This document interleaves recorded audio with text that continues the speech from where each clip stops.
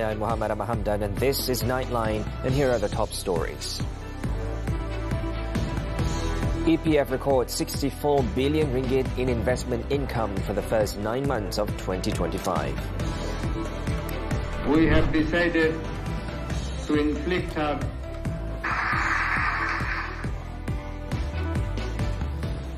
Good morning. We begin the bulletin with this story. A bus carrying Arabia on Monday after colliding with a tanker lorry, killing 45 people, including 20 women and 11 children.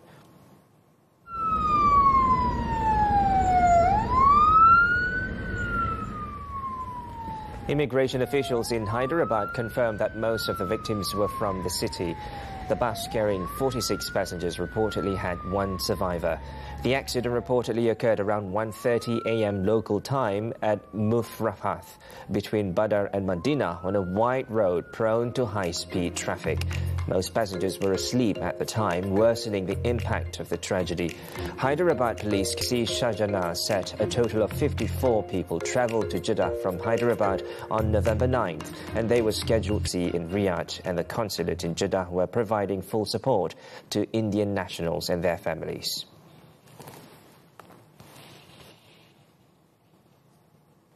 The Employees Provident Fund EPF recorded 64 billion ringgit in investment income for the first 9 months of this year, an 11% increase compared to the same period last year. For the third quarter alone, EPF generated 25 billion ringgit, marking a 27% jump year on year.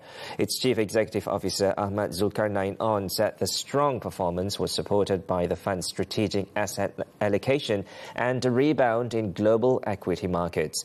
Equities remained the largest contributor during the quarter, delivering nearly 17 billion ringgit, followed by fixed income instruments at 6.75 billion ringgit. Real estate, infrastructure and money market investments contributed a combined 1.37 billion ringgit, in line with the recovery in global asset valuations. EPF's total investment assets have reached 1.37 trillion ringgit, up 12%, with international investments accounting for 53% of third quarter income.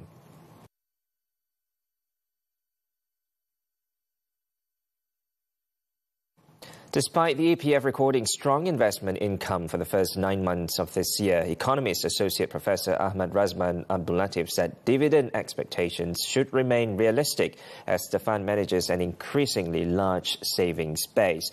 He also said the size of the fund means returns must be distributed across more members, naturally normalizing dividend rates over time. In my opinion, the focus should be on the bigger saving pools, which require the income to be spread across more members. So dividend percentage will be gradually normalized, not necessarily increase significantly. However, he said the fund's disciplined approach helps safeguard members' savings against market volatility, ensuring more stable and sustainable dividends in the long term.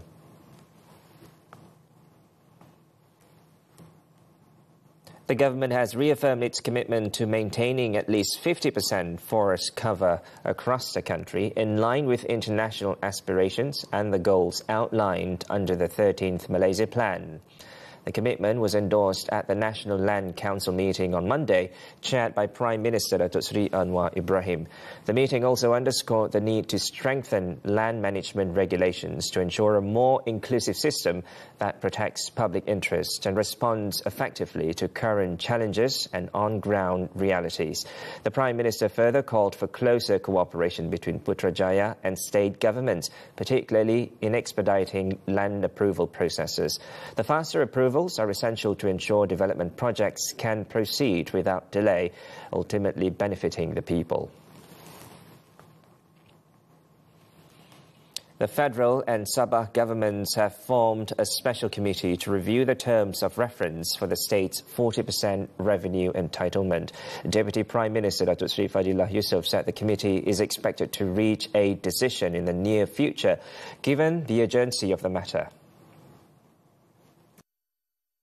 Tempoh masa kita amat singkat sebab mahkamah memberi kita ruang dalam tempoh 60 hari kan, untuk kita adakan sesuatu perbincangan itu. Jadi perundingan ini akan bermula lah. Jadi hari ini memang berunding untuk tubuh jawatankuasa saja? Tubuh jawatankuasa, dan kalau dapat mereka akan perincikanlah sekali. Dan mereka akan laporkanlah. Saya tunggulah apa yang hasil perbincangan mereka hari ini. Yang penting tubuhkan jawatankuasa itu untuk mengadakan perundingan dan untuk memberi cadangan pada kerajaan. The committee formed on Monday will be jointly chaired by Sabah State Secretary Datuk Seri Safa Untung and Treasury Secretary General Datuk Johan Mahmud Merican. Fadila added that the committee will outline the scope of duties, responsibilities and claims processes, including follow-up discussions with the incoming Sabah state government after the 17th state election. Earlier, he met with Chief Minister Datuk Seri Haji Noor at Menara Kinabalu. Fadila also chaired a special coordination meeting to monitor Sabah's development programs and projects.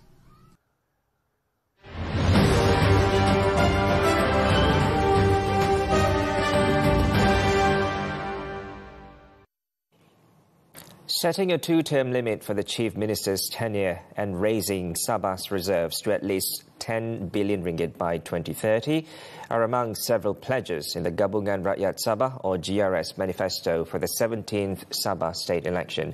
Chief Minister Datuk Seri Haji Noor said the manifesto sets out the initiatives to be implemented by GRS to bring Sabah into a new era guided by the Sabah Maju Jaya roadmap. The manifesto launched at the Sabah International Convention Centre on Monday outlines 4 main pillars and 16 development strategies to shape the state's development direction over the next 5 years. Sebagaimana telah terbukti kemampuan dan kesungguhan kita dalam menyediakan asas-asas yang kukuh ke arah kemakmuran dan kesejahteraan sejak 5 tahun merajui tamu kerajaan negeri Sabah. Hajiji said GRS is determined and committed to fulfilling its pledges, which cover all aspects of strategic development in line with the Sabah Maju Jaya policy direction that forms the backbone of the Sabah government. The 4 pillars of the manifesto are Sabah First, Sabah Forward, Sabah Prosper and Sabah United. Hajiji said the declaration of pledges, commitment and strategic planning is based on the 4 core pillars of the GRS struggle in defending the rights of the people and the sovereignty of Sabah. Meanwhile, GRS also announced plans to establish the state's first sovereign wealth fund next year. The fiscal commitment represents GRS's long-term economic strategy and is aimed at strengthening the state's financial resilience while ensuring that future generations inherit a more stable Sabah. We want a strategic investment yang kemudian hari antara hasil mampan kerajaan negeri Sabah itu selain daripada hasil-hasil cukai, bukan cukai sedia ada, tetapi kita ada a portion of sumber hasil yang lebih stabil. Funding for the initiative will be drawn from 2 main sources, comprising a portion of the state's reserves and annual allocations tied to the implementation of Sabah's 40% revenue entitlement.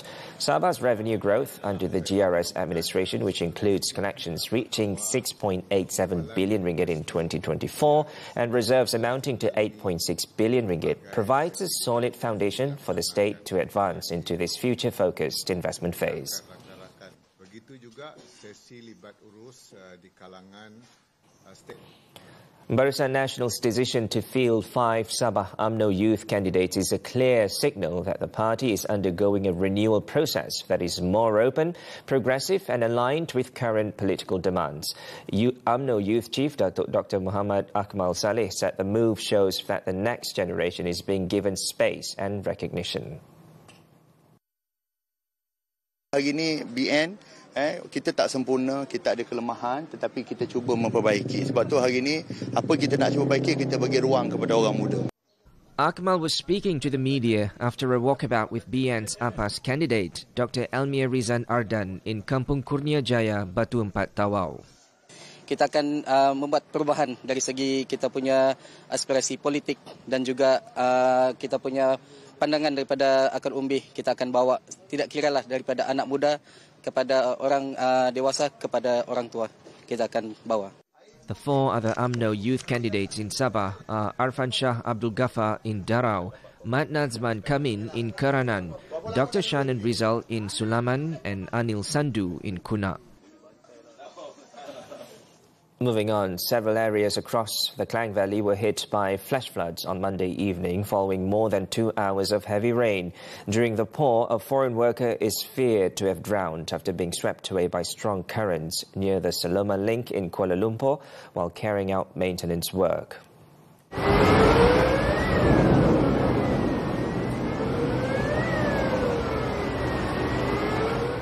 At about 5:30 p.m, flood sirens along the Sungai Gombak stretch near Kampung Padang Balang were activated after water levels reached the danger mark. The downpour, which began at around 4 p.m, then triggered flash floods in several areas. Readings from the Batu Sepuluh Gombak station at 7 p.m. showed water levels surpassing 75 meters, with the danger level set at 78 meters. Parts of the city centre were also affected, including vehicles submerged at a public parking lot.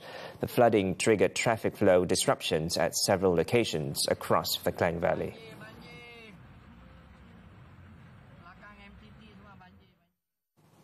Earlier, the Malaysian Meteorological Department, or Met Malaysia, has issued a continuous rain alert for 6 states with wet conditions expected from Wednesday through Friday this week.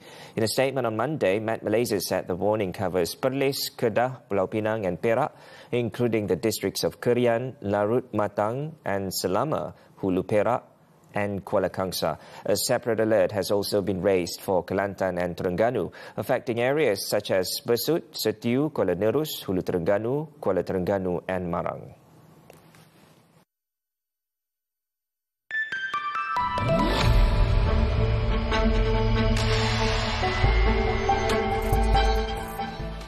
Malaysia is projected to be the second fastest growing economy in ASEAN this year, just behind Vietnam, according to HSBC Research, which also revised upwards its growth forecast for Malaysia to 5% from 4.2% previously. The firm said several trade-reliant economies continue to show resilience despite the ongoing tariff concerns. Malaysia's proactive diplomacy, particularly during the ASEAN summit, has also strengthened confidence as the nation's neutral stance helped unite key trading partners at the negotiation table. Meanwhile, investor confidence continues to improve, supported by stronger than expected economic performance, reduced trade uncertainty, and robust domestic resilience. Malaysia is strengthening its position as a global front-runner in palm oil nutrition research. Plantation and Commodities Minister Datuk Seri Johari Abdul Ghani said several new breakthroughs have successfully moved from laboratory research to real industry applications. He said continuous efforts driven by the Malaysian Palm Oil Board demonstrate the government's commitment to ensuring that scientific research delivers tangible benefits to the public and the market. Johari added that Malaysia is not only focused on palm oil as an export commodity, but on turning scientific discoveries into real value-added outcomes. The country is also prioritizing faster commercialization of research findings so the industry and downstream sectors can benefit more effectively.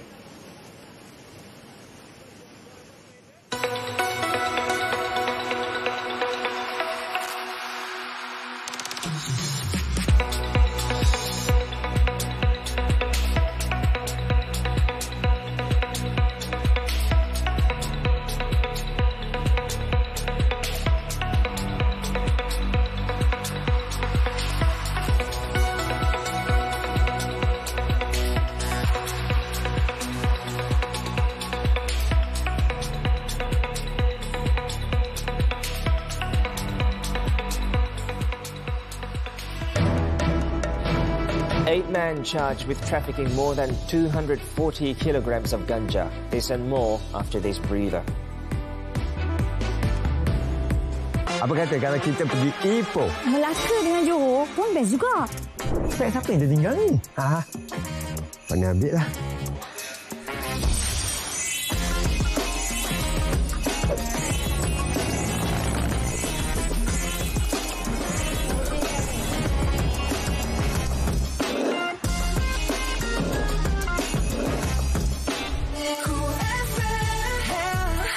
Go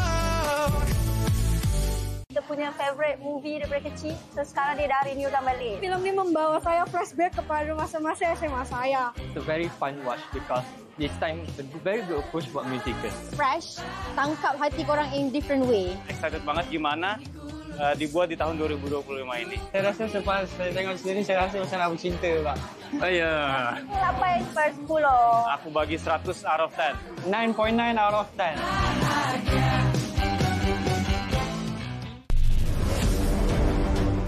Warga asing berselindung di sebalik prebet sapu.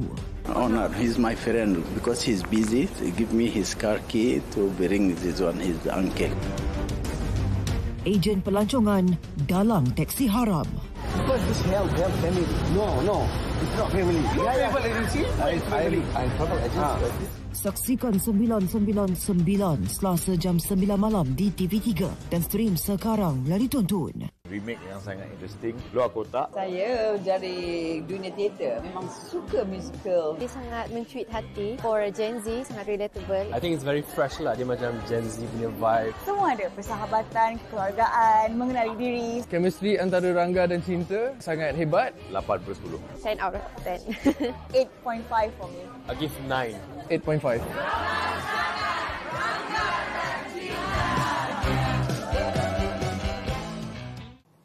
Welcome back.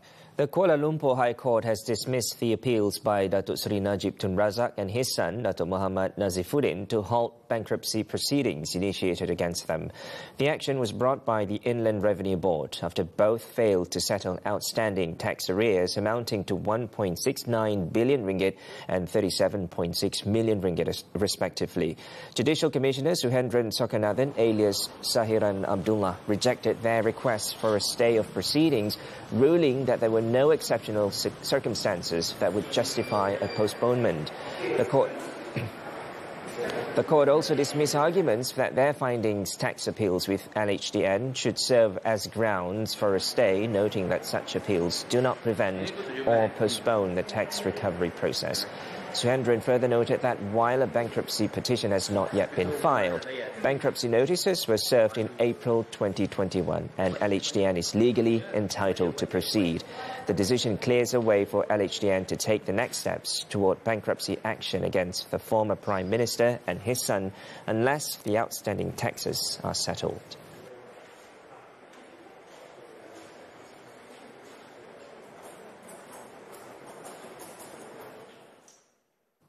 Popular social media influencer Nanat Bebe suffered losses of over 300,000 ringgit after her home in Bandar Sungai Long, Kajang was broken into.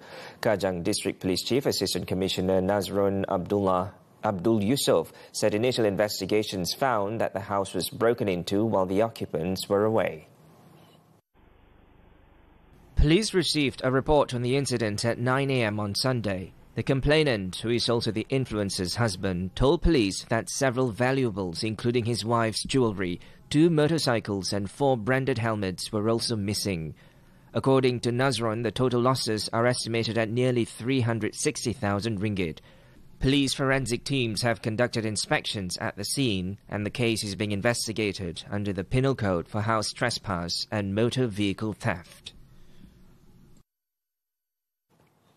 In Pulau Pinang, 3 Myanmar men, including 2 brothers, have been remanded for 7 days to assist investigations into the murder of a female cook in Bukit Mertajam. State Police Chief Dato' Azizi Ismail confirmed the arrests and said the investigation is ongoing under the Penal Code for murder. The trio, aged between 34 and 50, were brought to the Bukit Mertajam Magistrates Court at 8:45 a.m. on Monday and were placed under remand until November 23rd by Magistrate Roshayari Radela to facilitate further investigations. The case involves a woman from Myanmar who was stabbed to death during an argument at a restaurant in Lorong Bukit Juru at 9 p.m. on Sunday night. The dispute reportedly began when the suspect and several compatriots believed to be intoxicated were unhappy with the food served. A quarrel then broke out between the group and the victim and her husband, both in their 40s. The woman later told them to leave the premises. The suspect later returned with his brother and stabbed her to death. Her husband and a friend were injured and taken to the Seberang Jaya Hospital. And here's another story from Pulau Pinang. 8 individuals, including 2 foreigners, were charged in the Bukit Mertajam Magistrates Court with trafficking almost 248 kilograms of ganja. All accused, aged between 20 and 37, nodded in understanding when the charges were read out before Magistrate Nurul Rashidah Muhammad Akid. They were accused of trafficking 247.7 kilograms of ganja at a house in Lorong Camellia, Bukit Mertajam on November 5th. All were charged under the Dangerous Drugs Act and the Penal Code. No plea was recorded as the case falls under the jurisdiction of the High Court. The offence carries the mandatory death penalty or life imprisonment, along with not less than 12 strokes of the cane upon conviction. Earlier, police crippled a drug trafficking syndicate dealing in cannabis flowers worth 8.7 million ringgit, believed to be destined for the overseas market. One of the suspects, thought to be the mastermind, and his Thai wife are said to be restaurant operators in Negeri Sembilan. A food rider was among 2 individuals arrested in Seberang Perai Tengah on November 4th.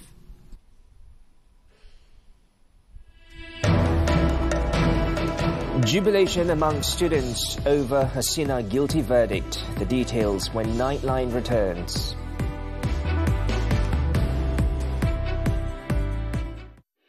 Abang nak Una bahagia kahwin dengan abang. Memang rezeki akak, Mami terima akak. Cuma iman dari awal memang Mami tak suka akak. Kau nak hancurkan keluarga aku ya? Kau nak buat anak aku ni sampai gila kan kau ya? Aku tak nak anak aku tu sayang orang lain lebih daripada aku. Aku ni nak anak aku tu jaga aku sampai mati.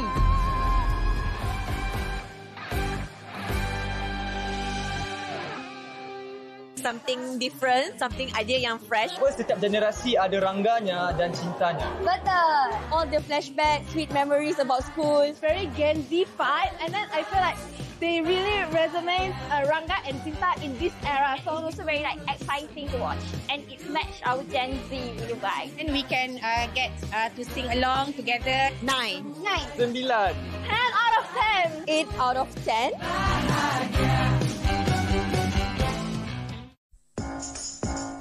Semua nak berkira, tak ada kerjasama langsung. Jangan pentingkan diri, nanti memakan diri. Bubur ayam, bubur berlauk pasti sedap. Pelbagai menu bubur kami kongsikan. Bukan sahaja sebagai isteri dan ibu, tetapi juga sebagai pencari nafkah buat keluarga. Hebatnya wanita sebagai tulang belakang. Fiza, betul ke introvert ni sakit mental?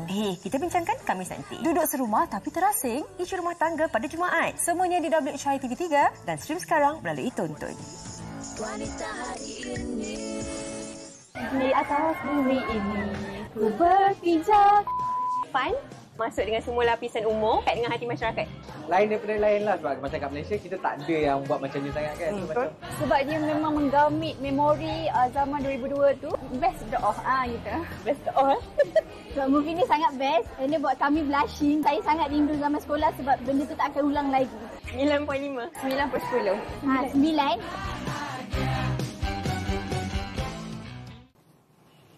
Onto the foreign front. Ousted Bangladesh Prime Minister Sheikh Hasina was sentenced to death on Monday by the International Crimes Tribunal over the violence and killings during the July-August 2024 agitation.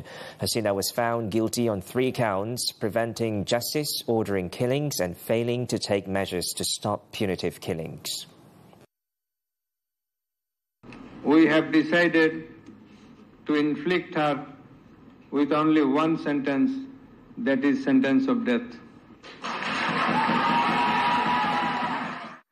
The tribunal judges said there was evidence that Hasina herself ordered the use of helicopters and lethal weapons against the protesters in Dhaka. It was also said that her government denied medical treatment and got victims admitted under false names and hid bullet injuries. A doctor was also threatened to change post-mortem reports. Also sentenced to death was former Home Minister Asaduzaman Khan Kamal, while ex-police chief Chowdhury Abdullah Al-Mamun has been sentenced to 5 years in prison. Hasina and Asaduzaman were tried in absentia for crimes against humanity for the killing of hundreds of people during a student-led uprising in July and August of 2024. The United Nations in a February report said up to 1,400 may have been killed in the violence, while the country's health advisor under the interim government said more than 800 people were killed and about 14,000 were injured. Hasina was ousted on August 5th last year and fled to India. আপনারা দেখেছেন 5ই August যে দুই বোন ভাইয়ের লাশ নিয়ে মিছিল করেছিল, আমরাই সেই বোন। আজকে আদালতের রায়ে আমরা সন্তুষ্ট, কিন্তু চৌধুরী মামুনকে যে সাজাটা দিয়েছে তাটা আমরা সন্তুষ্ট না। তার সর্বোচ্চ তো ন্যূনতম তার যাবজ্জীবন হওয়া দরকার ছিল। এতগুলো মায়ের সন্তানকে মারার পেছনে তিনিও একদম কেন্দ্রীয়ভাবে অন্তর্ভুক্ত ছিল। এটাই আমাদের বলা। আসলে এই উচ্ছ্বাসটা তখন আমাদের আরো দেশের প্রতিটা মানুষ খুশি হবে যখন তাকে দেশে এনে ফাঁসির কাঠগড়ায় ফাঁসির দড়িতে যখন ঝুলানো হবে, প্রতিটা দেশের মানুষ খুশি হবে যে না, এই দেশে বিচার আছে। তখন আসলে রায়ের বাস্তবায়নটা আমরা দেখতে পাবো। এখন জাস্ট আমরা আমাদের আদালত সর্বোচ্চ রায় দেওয়া হয়েছে, আমরা সর্বোচ্চ রায়ের বাস্তবায়ন চাই, আসলে মৌখিকভাবে না। Hasina, in an immediate response, said the verdict announced against her were biased and politically motivated. She claimed the verdicts have been made by a rigged tribunal established and presided over by an unelected government with no democratic mandate.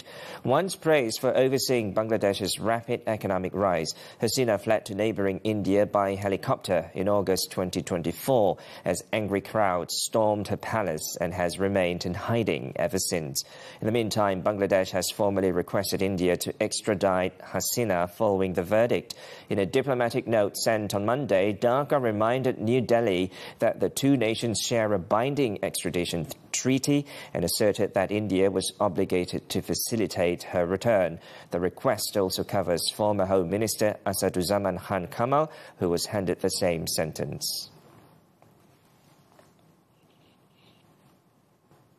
Philippine Vice President Sara Duterte said President Ferdinand Marcos Jr. is facing a crisis of confidence amid a deepening corruption scandal as day 2 of an anti-graft rally drew hundreds of thousands of protesters. Duterte, whose ties with Marcos collapsed around policy differences after they won on a joint ticket in 2022, said she understands the public anger over no one being held to account for widespread corruption involving projects that should have alleviated flooding in one of the world's disaster-prone nations. Duterte joined the protesters in demanding for clear answers on how a budget that deprived Filipinos of billions of pesos was approved under Marcos's watch. Her comments come after a former lawmaker at the center of some of the allegations over the weekend accused Marcos of receiving $423 million in kickbacks from project spending that the president had allegedly ordered to be included in the 2025 budget. Meanwhile, more than 200,000 members of Iglesia Ni Cristo gathered for a second day at the historic Rizal Park in Manila. The sea of people converged early again on Monday, with thousands having camped out after Sunday's gathering, which drew 650,000. Tom Cruise is now the proud winner of an Academy Award. The Mission Impossible actor accepted an honorary Oscar on Sunday night at the Governor's Awards. The award was presented by Mexican filmmaker Alejandro G. Iñárritu, who is directing Cruise in an upcoming film set for release next October. It marks Cruise's first Oscar, although he has previously been nominated 4 times, including for Best Actor for Born on the 4th of July and Jerry Maguire. The honorary Oscars, awarded annually by the Academy of Motion Picture Arts and Sciences, celebrate cinema legends for their careers and contributions to the film industry. The Academy also presented honorary Oscars that evening to actor Debbie Allen, who starred in Fame, production designer Wynne Thomas, and country singer Dolly Parton, honored for her humanitarian work.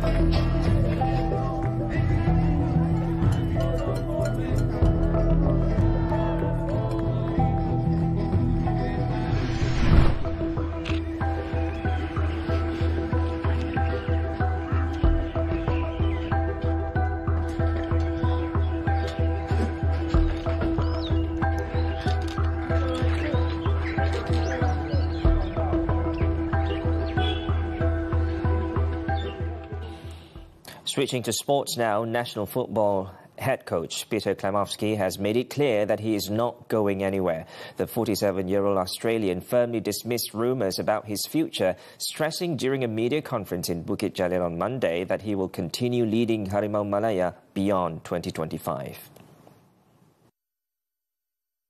It surprised me a little bit, but that's football and that can happen. And I guess, again, for me, the only thing I focus on is the day. Klimowski, who has been in Malaysia for almost a year, also stressed that his attention remains firmly on the pitch.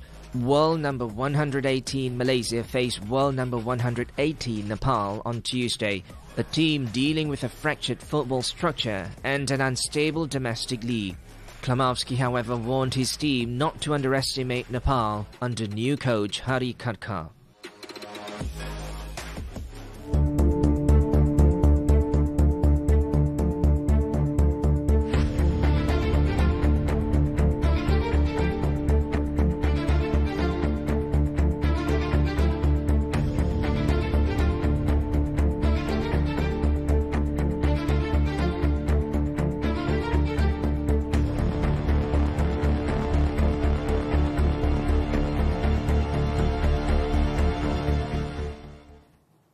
And that concludes this edition of Nightline. Before we leave, let's take a look at one of the world's largest aviation events, the Dubai Air Show, which showcases a range of civil and military aircraft. With that, I'm Muhammed and Hamdan. Thanks for watching and stay safe.